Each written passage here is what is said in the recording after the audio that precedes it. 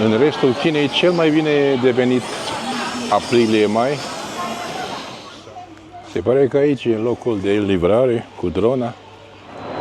Dacă ajungeți pe aici, prin Guangzhou, și vreți să mergeți cu acest bus driverless, fără șofer. Bună ziua dintr-un alt oraș din seria Planet China. Ne aflăm astăzi în Guangzhou, un oraș vechi, o metropolă cu peste 18 milioane de locuitori.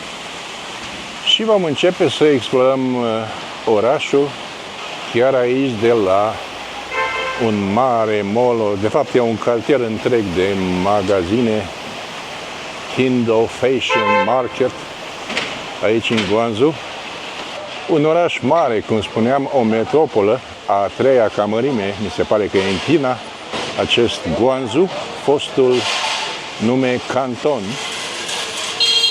Așadar, hai să vedem cum arată și acest oraș vechi, foarte vechi, de aici din China. Cum vă spuneam, ne aflăm într-un mare cartier, un shopping center, unde găsești la prețuri rezonabile, de toate pentru toți. Hinbo se numește această zonă. Ne vom uita pe aici să vedem ce putem găsi.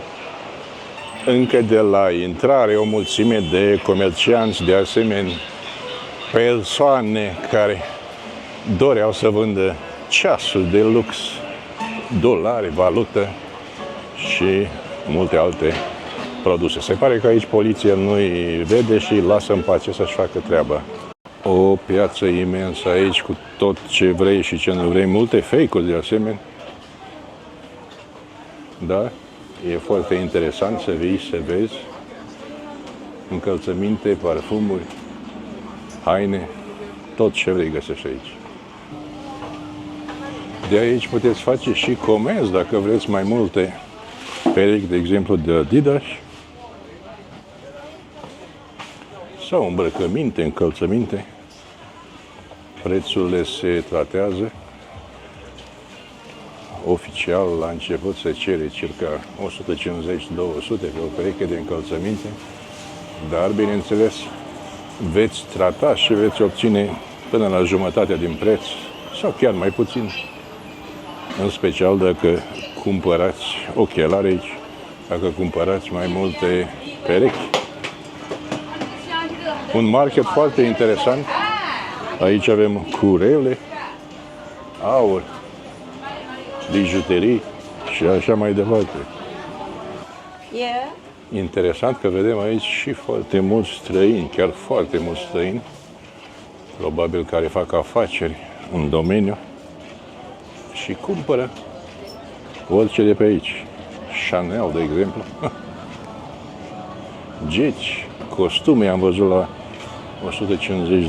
150-200 de yuan. Aici avem niște geci. Interesant, interesant. Hai să mai vedem și la alte etaje ce găsim, căci are mai multe etaje acest mare, mare mall, oraș, orășel, cum vreți să-i spunem. Din nou și aici încălțăminte multe, tricouri, cămăși. Da, cam așa e tot mall-ul. Era o altă secțiune cu ceasuri, am văzut mii, zeci de mii de ceasuri. Hugo Boss. O varietate enormă, o varietate enormă. Șepce aici. Încălțăminte din nou. Da, hai să ne mai învârtim prin jur pe aici, că te doare capul la un moment dat. De câte vezi pe aici? Ce varietate imensă. Și mulți străini, mulți străini. E zona din oraș unde sunt cei mai mulți străini. Nu uitați, dacă ajungeți în Guangzhou sau Canton, căutați acest shopping center uriaș. De fapt e un orășel, cum am mai spus. Hindo se numește. Și veniți aici și veți avea ce vreți și ce nu vreți. Pe lângă produse, dacă ți-e foame, ai aici o mulțime de tarabe, stați să treacă mașinile astea, unde poți găsi mâncare, fructe, tot ce îți dorește inima. Și pe stradă,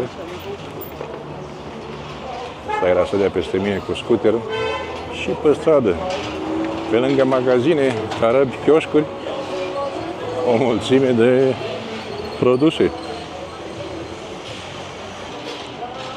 Un loc comercial imens, imens. Găsește aici ce vrei și ce nu vrei. La prețuri foarte bune, cum am spus. Hai să mergem să luăm metrou acum, să vedem unde va fi următoarea destinație.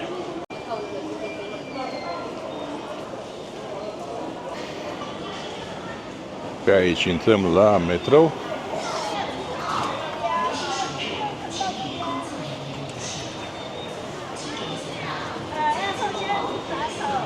Și vom lua linia 2. 3 stații, după care luăm linia 1. Vreo 4 stații. Nu pare așa aglomerat la această oră, ceea ce e bine. E duminică azi.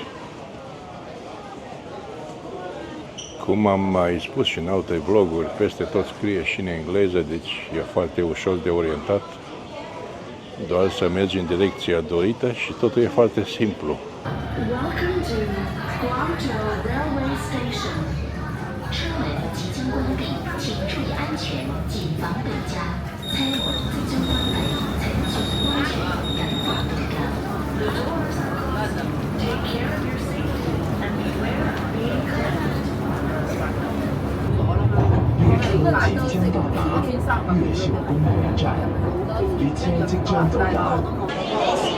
Multă lume a coborât aici. Hai să luăm linia 6, nu 2.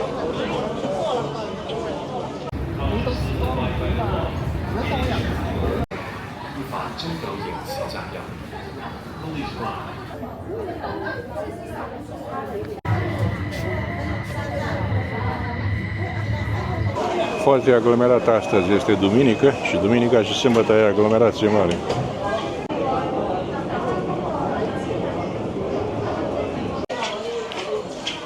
La ieșire vom folosi la fel aplicația cu care am intrat cu codul generat de Alipay. Cam așa arată QR codul de pe Alipay și îți trage banii automat de pe cardul atașat. Hai să vedem cum funcționează.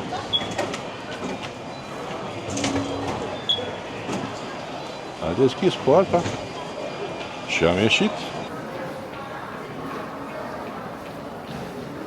A venit seara între timp și ne aflăm în zona centrală, în districtul financiar, unde există și un mare, uriaș Mall of the World. Plus suntem în apropiere de Canton Tower, care îl vom vedea imediat mai de aproape. O atmosferă foarte relaxantă aici, multă lume se plimbă, vremea excelentă, vreo 24 de grade și e ora 20 și ceva. Da, multă lume, cum spuneam, se plimbă și aceste clădiri te lasă mască. Pur și simplu te lasă mască. Un spectacol de lumini aici. În depărtare acolo vedeți și Canton Tower. Vom merge mai aproape de el și îl vom vedea în toată splendoarea lui. O imagine și mai de aproape cu Canton Tower. O seară foarte reușită aici în Guangzhou. Cald, 24 de grade, cum poate am mai spus. Și noi ne îndreptăm spre alte părți ale acestui frumos oraș. Ne aflăm acum tot aici în Guangzhou la Children's Park, parcul copiilor. căci caut ceva în acest parc și dacă găsesc, o să vă bucure. Un parc foarte mare aici, în Guangzhou, foarte bine dotat. Încercăm să-l explorăm mai îndeaproape. Ca să vă faceți o idee cum se ocupă chinezii de copiilor, cam ce le oferă, cum arată parcurile aici. Nu știu ce este asta, o navă spațială arată ca. Avem un loc aici în parc cu tot felul, parcă zici că noată undeva în ocean. Mai mare dragul pentru copii, nu? Frumos, deoarece și copacii au înflorit. Nu știu ce fel de copaci sunt aceștia, dar au frunze și flori, albe flori, pink și o cameră de la vedere. Priviți ce frumoasă culoare au aceste flori aici și e plin de ele. Și aici și acolo. Bineînțeles, ca peste tot aici în China și în parcuri peste tot, toalete gratuite. Chiar mă uimește acest parc, ce bine e dotat. Jucării pentru copii. Rămâi total uimit ce poate exista într-un parc de copii aici în China, în general. Zici că ești la Walt Disney undeva.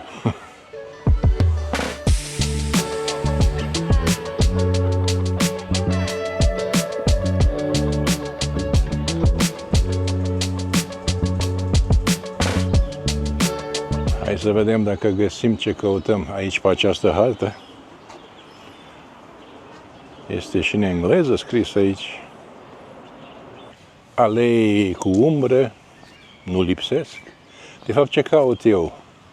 Dacă mai țineți minte, în Shenzhen am găsit acel punct de unde poți face comenzi la mâncare, la o prăjitură, la un suc cu drona. Și am înțeles că este și aici, în acest parc. Însă nu știu unde. Parcul este foarte mare, dar încercăm să găsim locul. Până atunci să ne minunăm de ce frumos este organizat și întreținut acest parc mare. Observ cum parcul este organizat pe secțiuni. Ecological Garden, Grassland, Skate Park și în partea aia ieșirea dinspre nord. Da, e interesant. Un parc mare. Se pare că am găsit un semn înspre locul cu pricina. Hai să vedem.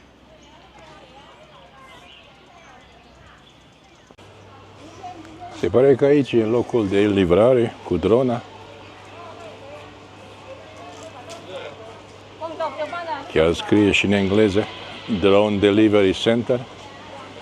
Dar la instrucțiuni ne prindem urechile iar. Step 1 în engleză, restul în chineză. Step 2 în engleză, restul în chineză. Și așa mai departe. Hai să vedem ce facem. Am reușit să accesez aplicația, dar îmi apare că e în test. Oricum aici era locul de unde ateriza drona. Nu cred că funcționează momentan. Asta e, am încercat. Dacă nu ați văzut videoul cu livrare cu drona, îl găsiți pe canalul de YouTube. Mă refer la cel din Shenzhen. Eu am încercat, nu am reușit, căci nu funcționează sau nu mai funcționează. Așa că hai să ieșim înapoi afară din parc. Și am ajuns și pe zi aici la Canton Tower, ca să vedeți cum arată și ziua. Acest tun de televiziune E fabulos. Mare. Peste 600 de metri. Stați că nu văd din cauza. Mare de tot. Aici e intrarea principală. Un bilet costă aproximativ 40 și ceva de dolari, cu toate activitățile din interior. Eu zic că merită. Eu nu sunt fan așa ceva, dar pentru fani se merită. Canton Tower. De mult am vrut să-l văd, de mult îl aveam pe listă și acum am ajuns aici. Și dacă tot suntem aici lângă Canton Tower, mă gândeam să mergem un pic și cu acest autobuz fără șofer. Da, acest autobuz nu are șofer, merge singur. Și a plecat. Dar vom merge tura viitoare, căci acceptă doar 6 pasageri acest minibus fără șofer. Așteptăm tura viitoare să vină celălalt sau altul. Și nu a trecut mult, că iată că vine celălalt sau altul. Așa arată și din spate, cam așa arată și din față. Și hai să mergem cu el să vedem cum e. Cam așa arată în interior.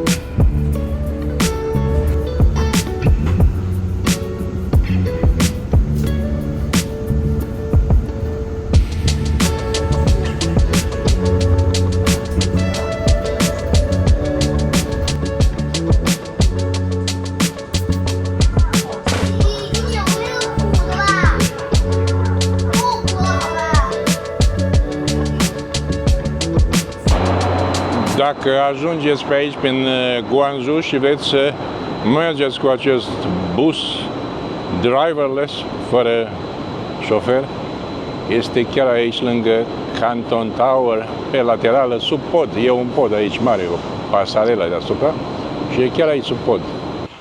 Ne aflăm acum în districtul istoric al orașului Guangzhou și anume în Shamian Island, o insulă chiar aici, lângă oraș.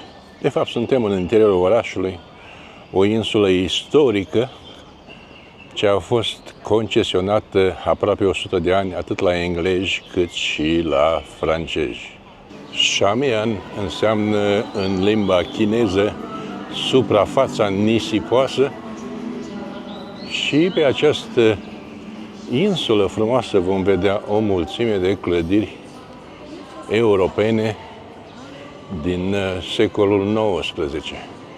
Dacă te plimbi pe străduțele cochete de aici, o mulțime de clădiri europene, cum spuneam, zici că ești pe undeva prin Europa. Între anii 1859 și 1943, insula a fost concesionată în două părți egale englezilor, britanicilor și francezilor. Aceștia au construit aici foarte multe clădiri, un stil de viață european, cum s-ar spune, ceea ce a rămas până astăzi pe această mică insuliță. Bineînțeles că în ultimii ani au apărut și clădiri moderne, cum este această bancă, dar, în general, majoritatea clădirilor de pe această insulă sunt cu influență britanică și franceză. Vom găsi aici foarte mulți turiști, majoritatea chinezi, asiatici, de asemenea o mireasă cu un mire și multă lume tânără, foarte mulți tineri. Ceea ce m-a surprins în China, foarte mulți tineri, foarte mult tineret. Clădiri foarte frumoase, bine întreținute, din secolul XIX, cum spuneam. și foarte multă vegetație, natură vie, copaci. Priviți ce frumoși copaci aici. Au reușit chinezii foarte bine să îmbine trecutul cu modernul, ceea ce în puține locuri vei găsi. De asemenea, multe parcuri, părculețe aici, bine îngrijite. Se pare că este o zonă mai de fiție aici în Guangzhou, pe această insulă. Nu știu ce semnifică această statuie. Opa, că am găsit și doi turiști albi, o raritate. Priviți această statuie, nu știu ce semnifică. Insula este împrejmuită de râul Zhujiang sau ceva în genul acesta. Și pe partea cealaltă vedem orașul Guangzhou. Priviți ce clădire interesantă acolo. Și locuințe. Vom găsi pe această insulă mai multe hoteluri de fițe, de asemenea hosteluri. În trecut aici au fost mai multe ambasade, consulate. În prezent mai există doar consulatul general al Poloniei pe această insulă. Celelalte s-au mutat între timp. Ce mi-a atras atenția aici, acești copaci de mango, este un copac persian de mango, foarte mare și frumos. Însă lipsesc fructele deocamdată. Foarte bine amenajată zona, insula, inclusiv locuri de joacă pentru copii. În rest, multe clădiri europene în stil european. Chinezii le-au păstrat foarte bine aceste clădiri, le-au conservat foarte bine, căci arată fantastic și în ziua de astăzi. Peste tot pe aici, printre aceste clădiri frumoase, multe părculețe cu flori, bănci, foarte frumos totul aranjat aici. Iar acesta este un motiv în plus să te facă să vii să vizitezi China, oricare oraș, căci peste tot vei rămâne plăcut impresionat. Probabil aici va avea loc un eveniment. Priviți ce ecran mare au adus acolo și au montat lângă aceste clădiri vechi. Această biserică aici, construită în anul 1890, poartă numele de Lady of Loudness, Doamna din Loudness. O biserică veche și, ca toate celelalte, foarte bine întreținută. Pe una dintre lateralele bisericii vom găsi multe statui din marmură. Cred că aceasta este Lady of Loudness. După cum vedeți pe program aici, în fiecare zi au mai multe slujbe, atât în engleză, la ora 11, și în chineză, de mai multe ori pe zi. Biserica are o arhitectură gotică și, cum spuneam, a fost construită sau terminată în anul 1890.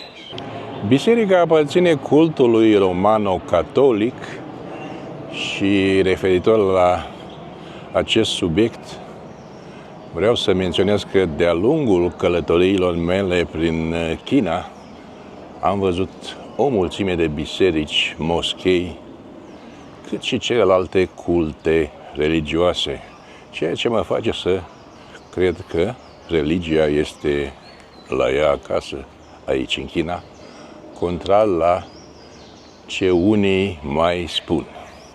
Și alături de biserică priviți ce clădire impresionantă avem. Și acești copaci. Foarte frumoasă această zonă aici, pe Shamian Island. O mireasă din nou am găsit, nu știu dacă e aceeași mireasă care am văzut-o și mai devreme, dar e frumos. Încă una acolo, nu? Sunt diferite. Ha. Și aceste flori de la copacii din zonă.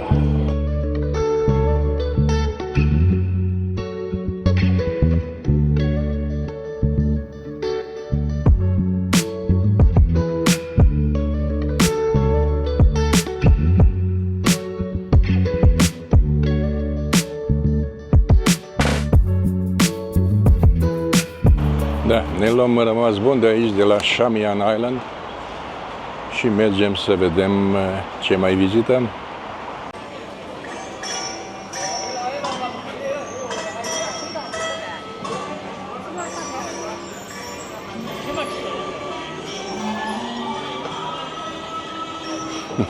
Și în acordul de muzică chinezească ne începem plimbarea de seară aici pe Beijing Road, una dintre cele mai mari și principale artere comerciale de aici din oraș. O arteră comercială foarte aglomerată aici în Guangzhou, Beijing Road. Îi se mai spune și Wall Street. Are vreun kilometru jumate, plină de magazine, restaurante, mall-uri și tot ce vreți. Și vom începe plimbarea noastră de seară. Uitați ce barcă avem aici. Vom începe plimbarea noastră de seară pe această străduță adiacentă la Beijing Road. Vom găsi aici o mulțime de tonete cu mâncare, băuturi, în special mâncare. Chinezii nu prea beau bere. Foarte frumos ornat. Este ora 18:30, afară sunt vreo 26 de grade cel puțin. O vreme foarte caldă, prietenoasă, frumoasă, aici în Guangzhou, sau Canton, cum se mai spunea înainte.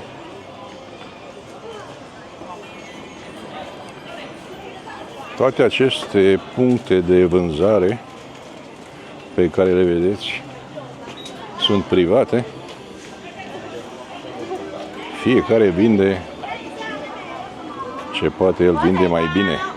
Cum vine seara, în toate orașele din China am văzut că atmosfera se încinge, devine mult mai aglomerată și foarte frumoasă. Ok, hai că ieșim de pe străduța asta și în ritmul de muzică chinezești, cred că se aud pe fundal, să intrăm pe Beijing Road, căci aceasta ne era destinația.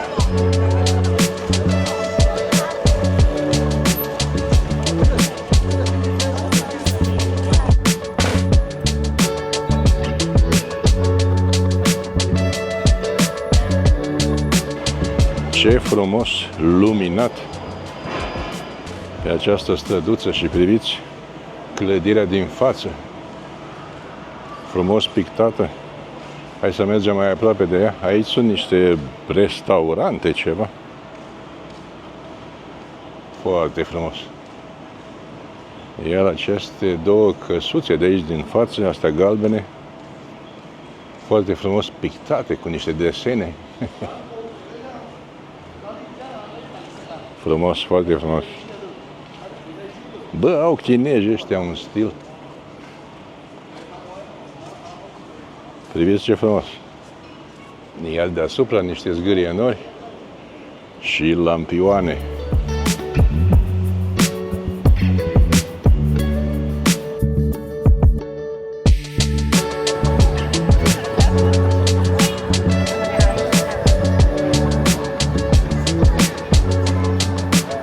Și iată că am găsit și aici acel magazin rusesc pe care îl găsim peste tot în China. Rusia. Dar Răzvan din Danemarca o să fie bucuros când va vedea acest magazin, căci lui a plăcut foarte mult. Cumpăra o mulțime de produse din el. Aglomerație mare, mare aici, pe Beijing Road. Priviți ce frumos e, amenajat. Lume multă, la plimbare, la mâncare. Ideea e că mulți chinezi nici nu se uită, stau cu capul în telefon și merg înainte, nu știe unde. Îl calcă mașina, intră într-un șanț, nu știe. Priviți câtă lume e. Lume multă. Și miliția e cu noi. Poliția, pardon. Ce aglomerație aici. Nu știu dacă v-am spus, dar în acest oraș am văzut printre cei mai mulți străini. În fiecare zi văd câte 10-15 străini, ceea ce înseamnă foarte mult pentru China. Ce frumos arată cu lampioanele astea. Excepțional. Și toate magazinele pline de reclame luminoase. Așa ceva e unic. Doar în China poți vedea. La o asemenea intensitate. Întreba mai multă lume dacă și în America e la fel de luminat ca aici. Nu, din păcate nu e. America nu mai e ce a fost, cu părere de rău, dar trebuie să o spun. Iar China e cu ani înainte. Ani lumină. Nici nu știi pe unde să te mai uiți pe aici. Lumini, mall-uri, magazine. Zici că ești pe altă planetă. Iar revin la vorba mea. China e o altă planetă.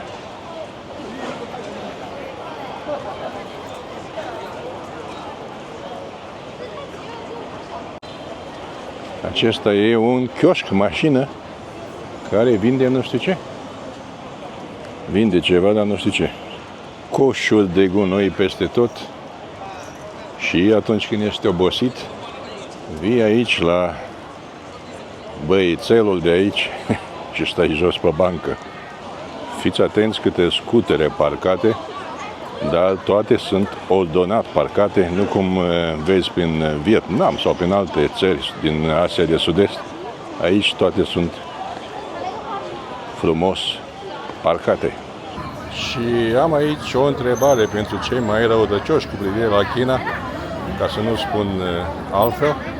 Aveți senzația că toată această lume care vedeți aici moare de foame sau sunt vai de capul lor? Eu mă îndoiesc. Eu mă îndoiesc. Peste tot unde te uiți, cozi la restaurante, la mâncare, cozi. După aceste imagini, se pare că comerțul funcționează din plin aici. Peste tot lume.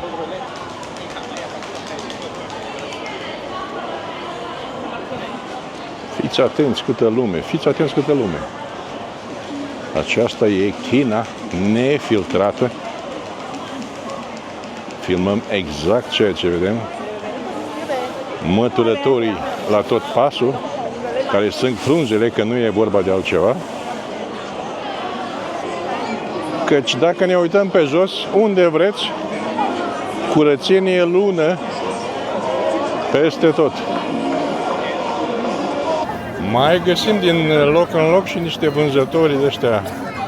Au marfă de contrabandă care te invită să mergi să cumperi, dar ideea mea e să nu mergeți. Nu că ar fi vorba de o problemă de securitate, dar nu are sens să mergeți. Am mai fost pe acest bulevard ieri, parcă și ziua, pe această stradă comercială. Dar am zis să vedem cum e și seara. Și e total deosebit. Și ca să vă spun că am mai fost, uitați-l pe Domnul cu evantaiul stă tot aici, zi și noapte. Zi și noapte. Trebuie să luăm o înghețată de undeva sau un smoothie. Să vedem de unde. Nu știu dacă am mai spus, dar dacă vreți să veniți în China, cel mai bine e, exceptând sudul Chinei, unde e cald tot timpul, în restul Chinei cel mai bine e de venit aprilie-mai sau septembrie-octombrie. Sfârșitul septembrie-octombrie, chiar până la 15 noiembrie. Cea mai bună climă e atunci, căci iarna e frig, mai ales dacă mergi în nord, și vara e cald.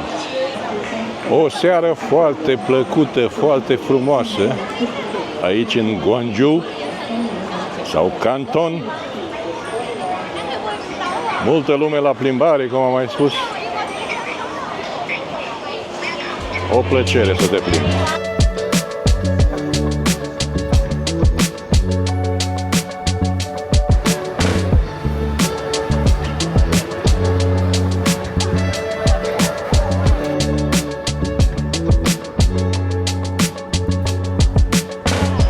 Se pare că acesta este un restaurant thailandez. Ce frumos e iluminat. Thai Fan scrie acolo sus.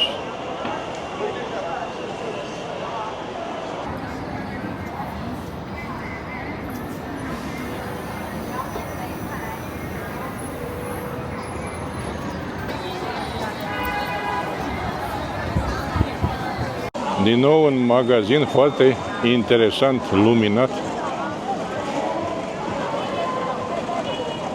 Bă, au stil chinezii ăștia, bă. Au stil.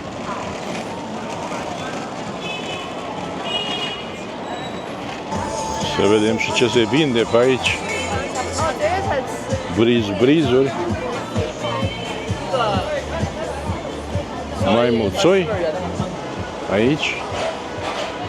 Tot brizuri.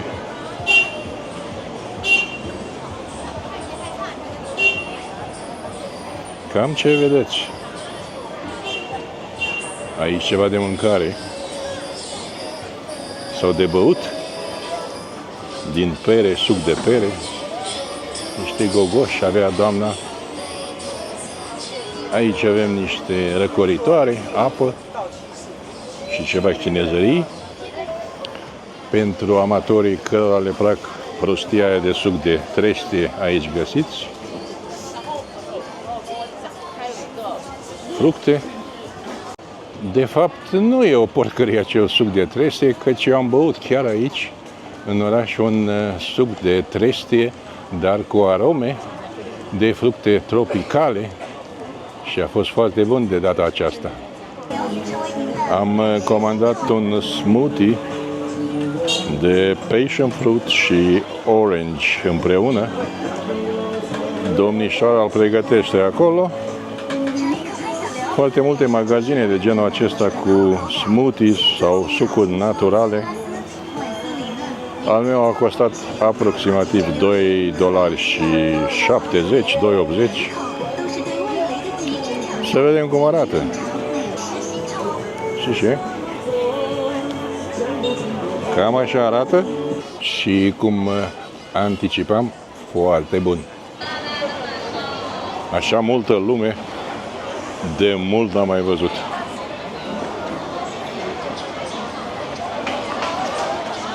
Da, asta e China. Nu cum ne-o descriu alții, unele posturi de televiziune, ziare, nu toate, unele. China e total altfel. Trebuie să vii aici să te convingi, să vezi că așa e. Cum o vezi la fața locului. Nu spun că nu mai sunt probleme, dar e departe de multe alte țări care se consideră dezvoltate. Înghețată, lumea stă la rând la înghețată. Da, și în această atmosferă frumoasă de seară, printre lampioane. Încheiem aici acest vlog din Guangzhou. Ne reauzim cu ocazia altui vlog, să vedem unde va fi. Până atunci, eu vă doresc numai bine și pe curând. Bye bye!